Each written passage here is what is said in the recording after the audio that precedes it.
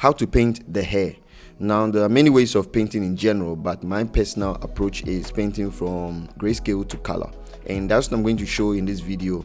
And this video is not a step-by-step, but more of like the time lapse, giving you my thought process on how I approach it, starting from a sketch to a finished painting.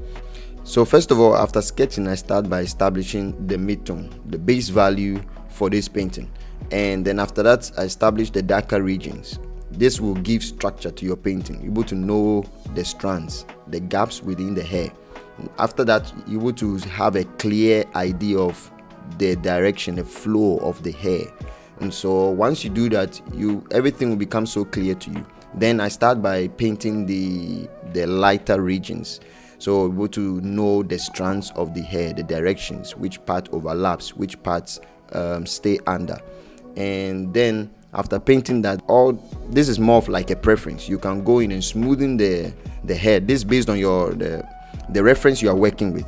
So you can go and smoothen, or you want a more textured feel. So after that, you can start by adding more highlights after you've determined the direction of your light. Maybe the light is coming from above or maybe from the side. Then you can go and add more highlights into those regions.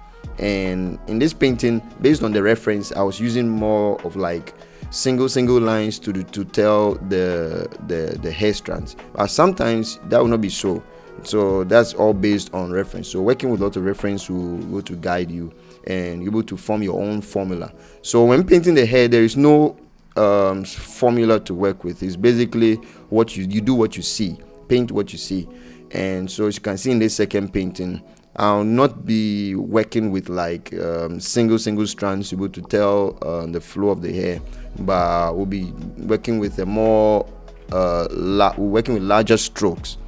So the same steps I used here: establish the mid-tone, the base value. Then after that, I painted the darker regions to know which parts are moving up, which parts are under.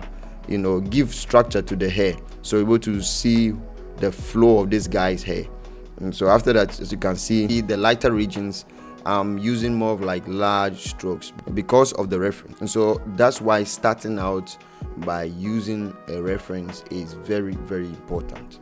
So after I painted the darker regions and painted the lighter parts to give structure to the hair, I then started to smoothen it out, right? Because that's what I was going for, a more smooth effect. And so you start to form your own formula and your own path as you practice. So this is basically like the general rule, more generic rule. Start by painting the mid-tone, the base value. Then after that, you add the darker parts to establish the strands of the hair, where in what direction they flow. And after that, you can start by painting your highlights. Now, some paintings will require more work. It just depends on what you want as the artist. If you want more detailed look, then you need to go in again and again.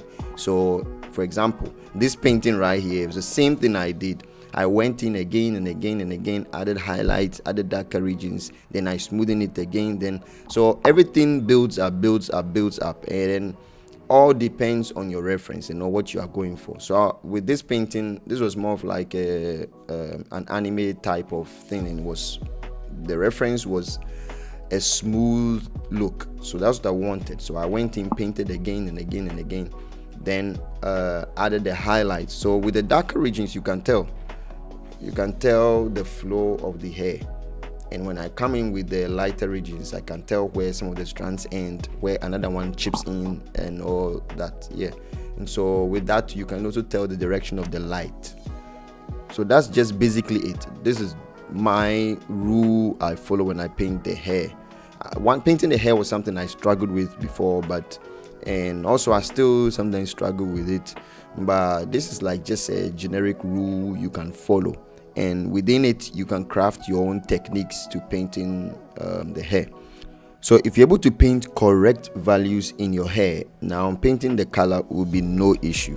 So later on in the video, you see me apply the color to the values. Now it's just a follow-up to the same principle I taught in my previous video, where I gave a step-by-step tutorial on how to paint from grayscale to color in painting figures. The same thing also applies in the hair.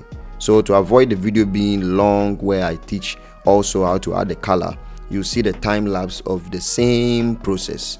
So that's what I wanted to share in this tutorial, how I personally approach it. And you can take something from my playbook and add to yours if that will help. So if this was beneficial to you, let me know in the comment section below. Please subscribe, like, and share with somebody who you think will be valuable onto. So thank you for sticking around. See you in the next one. Bye.